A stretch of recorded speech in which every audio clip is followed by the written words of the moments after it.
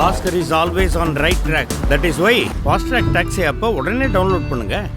அரசு பள்ளி மாணவர்களின் கல்வித்தரம் குறைவாக இருப்பதாக அறிக்கையில் கூறப்பட்டிருப்பதாக மாநாட்டு மேடையில் பேசிய ஆளுநர் RN ரவி கூறினார். மேலும் நேரில் சென்று நிறைய பல்கலைக்கழகங்களை ஆய்வு செய்த பின்னரே இந்த கூட்டத்தை தான் நடத்துவதாகவும் அவர் குறிப்பிட்டார். துணைவேந்தர்களின் வீடுகளுக்கு சென்று காவல்துறையினர் மிரட்டியிருப்பதாகவும் அவர் ஒரு குற்றச்சாட்டை முன்வைத்தார். மேலும் முன்னெப்போதும் இல்லாத அளவுக்கு இந்த மாநாட்டில் துணைவேந்தர்கள் கலந்து கொள்ளவில்லை என்றும் அவர் தெரிவித்தார்.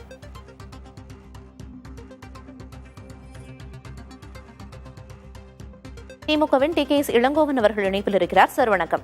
வணக்கம் சார், மாநாட்டு மேடையில பேசிய ஆளுநர் RN ரவி கடுமையா தமிழ்நாடு அரசோட கல்வியை விமர்சிச்சு பேசியிருக்காரு. அதாவது தரம் குறைஞ்சுக்கிட்டே போறதா சொல்லியிருக்காரு. அது அறிக்கையில கூட வந்திருக்கு அப்படின்னு குறிப்பிட்டிருக்காரு. சார், உங்களோட கருத்து?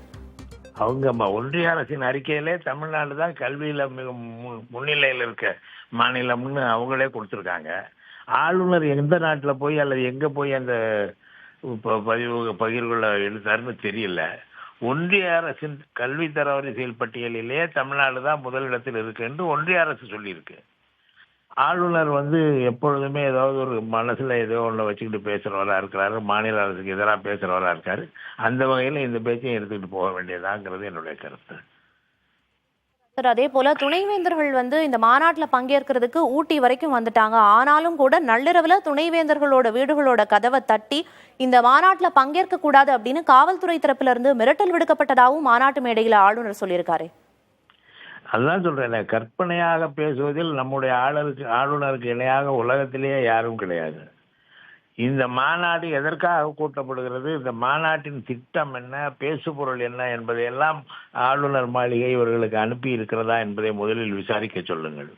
ஒரு கல்வி வளர்ச்சிக்காக தான் அப்படின்னு மாநாட்டு மேடையில சொன்னாரு. சார், கல்வி வளர்ச்சிக்காக தான் இந்த 2 நாள் மாநாடு அதை அவங்களுக்கு அனுப்பி அவங்களோட ஆலோசனை கேட்கணும். கல்வி வளர்ச்சிக்கும் ஆளுநருக்கும் குடியரசு துணைத் தலைவருக்கும் என்ன தொடர்புங்கிறத முதல்ல விளக்கணும். அங்கிருந்து கல்வி அமைச்சரை வரவழைச்சிருந்தா கூட பரவாயில்லை. நீதிமன்ற தீர்ப்பை எதிர்த்து பேசிய ஒரு குடியரசு துணைத் தலைவரை இவர் இங்கே அழைத்து, ஏனென்றால் அந்த குடியரசு துணைத் தலைவர் ஏற்கனவே அவர் ஆளுநராக இருந்த பொழுது அவர் ஆளுநராக இருந்த மாநிலத்திலே கலவரத்தை ஏற்படுத்தியவர். இந்த ஆளுநரும் ஏற்கனவே இருந்த மாநிலத்திலே மக்களால் விரட்டப்பட்டு வெளியேறியவர். இவர்கள் அரசியலமைப்பு சட்டத்தின்படி நடந்து கொள்ளாதவர்கள், தங்களுக்கு மிகப்பெரிய அதிகாரம் வந்துவிட்டதாக நினைத்துக் கொண்டிருப்பவர்கள். இவர்கள் இந்த பொறுப்பில் இருக்கிறார்கள் என்றால் ஒரு கூட்டம் கூட்டுவதற்கு இவர்கள் என்ன செய்ய வேண்டும்? மாநில கல்வி அமைச்சரிடம் கேட்டிருக்க வேண்டும். இரண்டாவதாக, எதற்காக இந்த கூட்டம் கூட்டப்படுகிறது என்பதை சொல்லியிருக்க வேண்டும். மூன்றாவதாக, குடியரசு துணைத் தலைவரை அழைப்பதற்கு பதிலாக ஒன்றிய கல்வி அமைச்சரை அழைத்து வந்திருக்க வேண்டும். கல்வித்துறை குறித்து துணை பொது குடியரசுத் தலைவருக்கு என்ன தெரியும்? இவர்கள் இருவரும் ஆளுநராக இருந்த மாநிலங்களிலே செய்த கலவரங்கள் இவர்கள் இருவருக்கும் ஒரு ஒத்த கருத்து உடையவர்களாக, மாநில ஜனநாயகத்தை மீறுபவர்களாக இருந்த காரணத்தினால் இவர்கள் இணைந்து இந்த கூட்டத்தை கூட்டியிருக்கிறார்கள். இது வெளிப்பாடான ஒரு விஷயம்.